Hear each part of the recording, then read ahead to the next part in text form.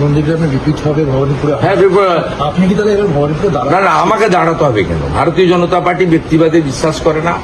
আর আমি এগুলো জেনেই বিজেপিতে এসেছি 5 বছর 5.5 বছর আগে। নিষ্ঠার সঙ্গে কাজ করেছি, কোথাও কখনো ব্যক্তিবাদের পক্ষে বলি না। পার্টি যে অ্যাসাইনমেন্ট দেয় করি, তো আমার অ্যাসাইনমেন্টের বাইরেও আমি নাক গলাই না। আর বিরোধী দলনেতার নিজস্ব কিছু দায়িত্ব রয়েছে, সে সম্পর্কে আমি খুব সচেতন। আমি 4.5 বছর ধরে সেই কাজটা করে আসছি। আমার দায়িত্ব সম্পর্কে মুখ্যমন্ত্রী সবার হতে পারেননি, কিন্তু বিরোধী দলনেতা সামান্য ক্ষমতা, তার মধ্য দিয়েও আমি চেষ্টা করি। I raise my voice. Social media platform বলুন, electronics media platform, main stream media platform বলুন, ইনসাইড দ্য অ্যাসেম্বলি বলুন, আউটসাইড দ্য অ্যাসেম্বলি বলুন, যে কোনো ডিজিজ ভিকটিমের বাড়িতে যাওয়া বলুন, আই এম ওয়ার্কিং।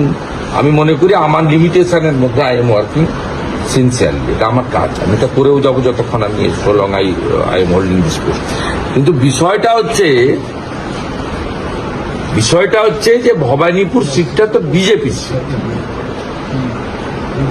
বিজেপি যখন 18% ভোট পাচ্ছে, মাত্র 2টো এমপি জিতছে, তখন বিজেপি ভবানীপুর থেকে তথাগতরাই লিড নিচ্ছে 2014 সালে। এবং 2019 সালে যখন বিজেপি 18টা সিটে জিতছে, তখনও ভবানীপুর থেকে মাত্র 2000-2500-এর ডিফারেন্স। মমতা ব্যানার্জি নিজের বুথে হারছেন মিত্রেঞ্জ।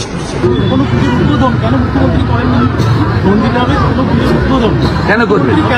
কেউ করতে নেয় না, থাকে নাকি ওখানে। আমি হিন্দু জাগরণ ঘটি।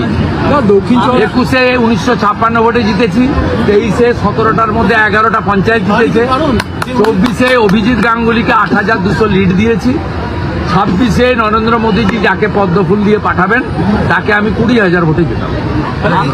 ভারত মাতাকে। হিন্দুরা ঐক্যবদ্ধ হয়েছে, গোটা রাজ্যে 54% হিন্দু ঐক্যবদ্ধ হয়েছে।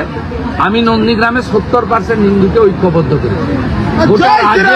গোটা রাজ্যের মধ্যে কালিগঞ্জের উপনির্বাচনে 73% হিন্দু ঐক্যবদ্ধ হয়েছে। গোটা রাজ্যে যদি 75% হিন্দু ঐক্যবদ্ধ হয় আর বাড়ি থেকে বেরিয়ে ছুটি না কাটিয়ে ভোটটা দিতে যান সকাল সকাল, তাহলেই পশ্চিমবাংলায় হিন্দুরা এবং হিন্দু ধর্ম রক্ষা হবে। নইলে আগামী 2026-এর পরে হিন্দু ভোট মমতা ব্যানার্জির লাগবে না। উনার যে ভোট নিয়ে উনি জিতেন, সেই ভোটেই আগামী দিনে উনি রাজত্ব করবেন।